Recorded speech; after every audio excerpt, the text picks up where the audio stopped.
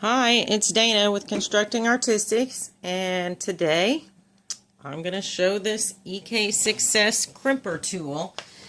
I bought it at Joann's, and it was 40% off, and I used a coupon, and so I got it for about 12 bucks, which was a really good deal because I had the 15% off including sale items coupon. So I purchased this. Normally I think it's around 21. I brought it home, I tried it out, and it worked real good. And I thought, well, you know what, let me try out the small wheel. Well, that's when the trouble started. But I'll show you how it's packaged. It's packaged like this. Very simple. It comes with the large wheel in it, which is actually over here. I put it back in the box just to show you.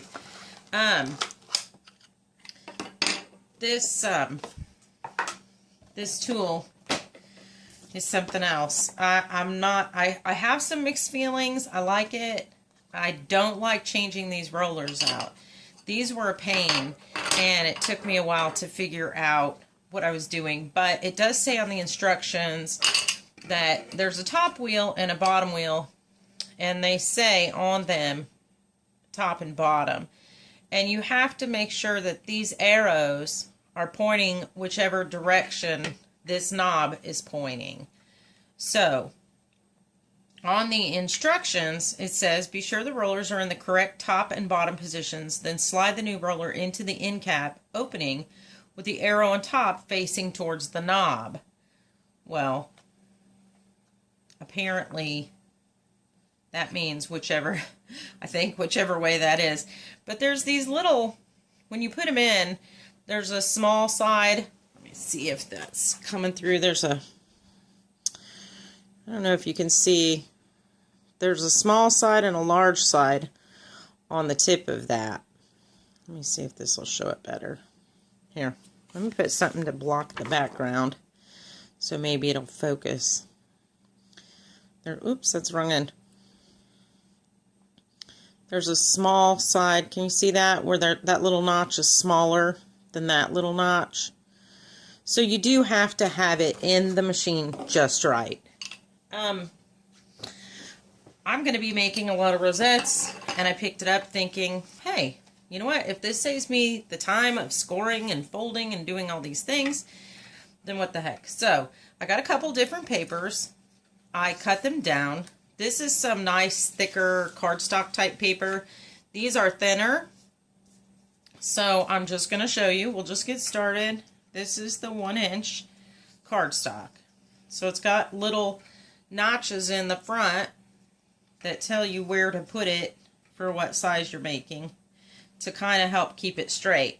Once you put the paper in there, you turn the knob back and forth.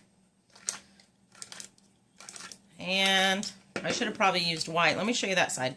Can you see? It has kind of notched the paper. Now, it's up to you to do the rest of the actual creasing and folding, which isn't as easy as you would think because of the fact that it's not really scored. It's not scored deeply. So, a thinner paper might be better for this step. So I'm going to feed this through. I'm going to hold it up. Just seems to work better for me when I hold it with both hands. But as you can see, same thing.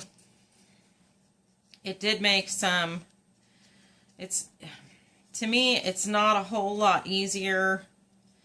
Maybe it's just because these are too thin. So, it said it would do up to 6 inches, so I cut some 6-inch worth of paper. So, we're going to lay it on the little guide there, because of course you want it to feed through very straight, or your rosette is going to be wonky. So, make sure that's perfectly straight, and then start feeding your paper through. I think if we turn it back and forth, it might score a little deeper. I don't think the wheels press together hard enough, maybe.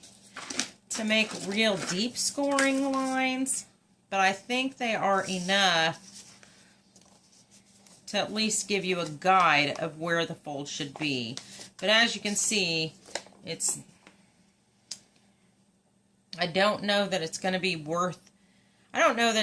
really as time saving as using a better quality cardstock with thicker paper, you know, and scoring it by hand. Now, depending on what you're doing, that may be all you need. I wanted to make rosettes. This is not enough of a guide for me to use those. Now, in order to change the rollers out, you pop this end off, and these rollers slide out of here. They don't slide out as easily as I would like. The problem is there's a little wheel in there, and I'm going to show you the problem. There's a little wheel in there. See that little wheel wiggling back and forth? Down inside there? Can you see it rolls? Well, if that wheel isn't just perfect down here, that new one won't slide in. So, it is a bit aggravating. So what I learned was, in order to change the bottom one, I look to see where the big side is and where the little side is. And I kind of eyeball it best I can to get that one in. This top one doesn't move as much, so it's a lot easier to get that in. And if you turn this, well, it's moving a little bit. If you turn it pretty straight to where you that top one, let me see. Oh Lord. Let me see if I can shine the light right down in here just right. That top one, you can turn the handle and those little teeth will turn. So, the first time I went to change these wheels out, oh my goodness. I was very unhappy, to say the least. Now, once I learned that little trick to make sure that that wheel was lined up and everything, it worked just fine. Now, if the wheels get off, you can pop this end off. Sometimes the teeth will jump, and even when the wheels are in right, it won't turn. In that instance, you have to reset the gears inside. It's not that hard, but let's give this a whirl on the large wheel so you can at least see the size of the crimp it makes and what you think of this. Okay, well, there you go. Great. Oh boy. Okay, it's a do-over. Sometimes this thing sticks a little bit. You know what? I'm not sure. Not sure it was worth even the 12 bucks, but I'm sure it's not worth 21 that they were asking to begin with. Okay, am I going in the wrong end? I'm going in the front end, but let's try in the back because maybe that'll be better.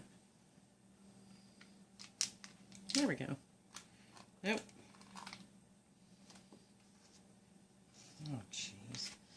This thing is something else. I tell you what, these... Well, apparently it works when I don't have paper in it.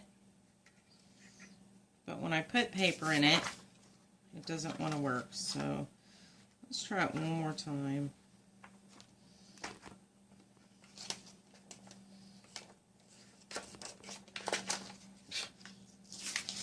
Alright, so I'm pretty sure this is junk. And EK Tools normally has really good punches and things, but just the fact that... Whoa. Well, okay. Whoa. Now, it sounds to me like those... Yeah, those teeth are jumping somewhere. Yeah, I don't... I don't know. I guess if you bought it and left these large wheels on to make rosettes, it would be okay because, well, it's easier to crease the paper with the large wheels. And you know what? If you're going to make a small one, do it by hand. If you're making the big party ones, it would definitely be worth the money, just because you're using big paper, and the bigger the paper tends to tear. So let's see. That's going to make a pretty rosette. I like that paper. And I'll need 2 pieces. This is 12-inch paper. It says use 3 pieces to make the rosette in the instructions. If you're going to make the great big party rosettes like they show on the box, those great big ones, this would probably be worth it, and just leave the large wheels in. It turned fine and was not jumping teeth until I went to change the rollers. But I would use a coupon. I like the smaller rosettes for things like wands and embellishments. And so I think I'm going to stick with my scoreboard until I find something better. Thanks for watching. This is Dana with Constructing Artistics. Have a good day.